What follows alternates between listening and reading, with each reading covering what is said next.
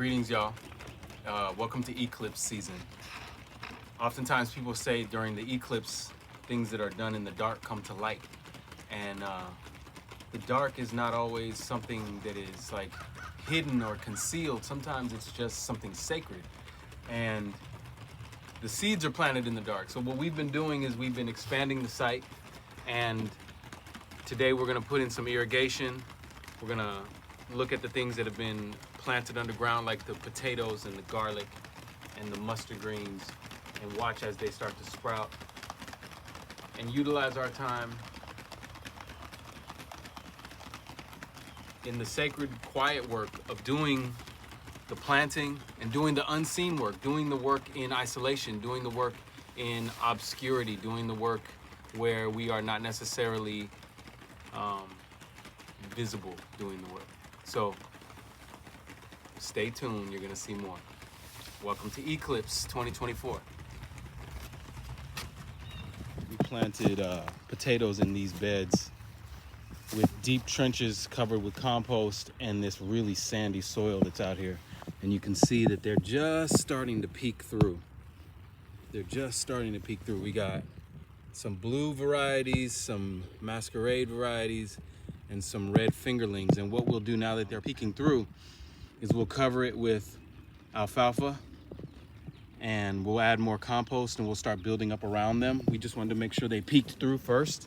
And as you can see, we got the peaks coming out. We did more in these beds about a week or two later. And you can see again, they're just starting to peek out. And we'll end up covering all these beds with alfalfa straw. First more compost and then alfalfa straw. And we're gonna keep these wet while we're doing what we're doing. So we just did a temporary irrigation setup. We're using those never sink wobblers, and we hook them up. They're easy to move. They're just sitting on top of these beds, easy to move. And the first thing we'll do is we'll flush them out, flush out the pipe, and then we'll close it up, and hopefully we won't have any clogs in the sprinkler. So this is our shutoff valve on the hose. We're gonna turn that on and let that water start to go down into the irrigation pipe. So you see the water's coming out of the end of that pipe, not too much coming out of the sprinklers. We're trying to flush that whole pipe full of dirt. Then we'll crimp it, close it, and it'll all start coming back on.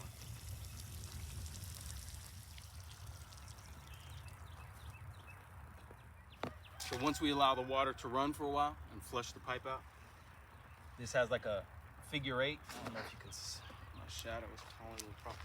It's a figure eight like attachment on this hose. And then you just bend the hose back and slide this on. Super simple. Closes that. Then we'll open our shutoff valve again and see how these sprinklers throw.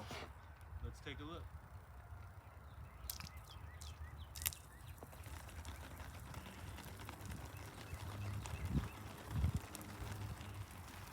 We typically start off with these sprinklers on low pressure so that we don't pop anything off or blow any gaskets. But the main thing is to make sure that there's no clogs in them. Once we see that there's no clogs, no leaks in the pipes, then we will increase the pressure. Sprinklers are working just fine. Simple solution. These wobblers are easy to install and easy to move. Much of what you've seen us doing over the years is the transition between urban agriculture and peri-urban or semi-rural agriculture. And when we're doing the rural farming, we still were operating from the premise as urban farmers that we might need to pick up and move at any given moment. That's why we prefer this irrigation solution, at least for now. We will definitely utilize drip tape and drip irrigation when the funding is correct and when the land agreements are more stable. As we're creating these spaces, we do our best to make sure that we utilize as much of the area as possible. So you can see that we are expanding, had some help coming out to get the site ready, and we are utilizing all the perimeter along the fence that we'll plant with alfalfa and buckwheat and sorghum, maize. It's kind of bright. There we go. We're gonna be planting the corn in this area and utilizing this space so that there are no dead zones, really. This is right outside the grow tunnel. And that's why it's important for us to make sure that we lay in the irrigation and make sure that we have the right amount of material to really, really function as a biodiverse regenerative farm where we'll have vegetable production, herb production, flower production, grain production, melons. All of that will happen in the back corner. Sandy soil. What you can see is that last time it was plowed, we took that tarp and we covered. So we're gonna pull this tarp all the way back here. Cover up some stuff, let it cook the grass so that by the time we're ready to put melons in this area and sweet potatoes in this area and pumpkins in this area, everything is dead underneath all that grass, so we don't have to fight that grass over and over and over again. This back corner here is where we will do melons and pumpkins all in this back area. And sorghum, as you know, we like the sweet potatoes. We're gonna utilize this entire space. And as this space gets developed and becomes productive, we'll all get to see what can happen in a short amount of time with the right amount of support and the right amount of training.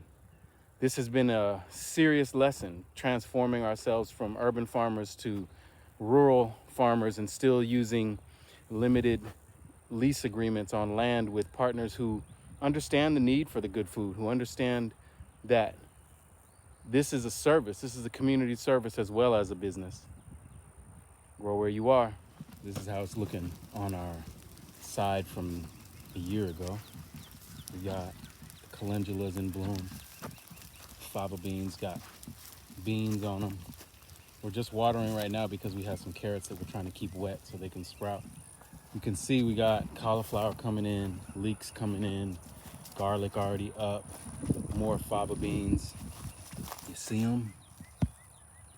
You see them? Napa cabbages, dahlias, anise hyssop. This is that milky oats medicine, as well as the black wheat from Dr. Amin, Dr. Farmer Brother. He gave us this black wheat, a handful of black wheat when we visited him a couple months ago, and now it's right here in the ground, looking strong. Red clover, come over. We're gonna take out all the beets and arugula here in the middle, and we'll put the tomatoes right in that spot. Yeah, it's already time for that. The frost is over. So every inch is being utilized. Every bit of this space is being utilized. And we utilize it like that because we know the value. Having worked in these small spaces in urban agriculture with churches and schools and things of that nature, small spaces, temporary spaces, we are going to utilize this space because we have a wonderful relationship out here in South Fulton and plenty of Atlanta clients that want this food, huh? Thank y'all for the support on Patreon. You get this information first, these videos first, and all the food is available for you and yours. Grow where you are.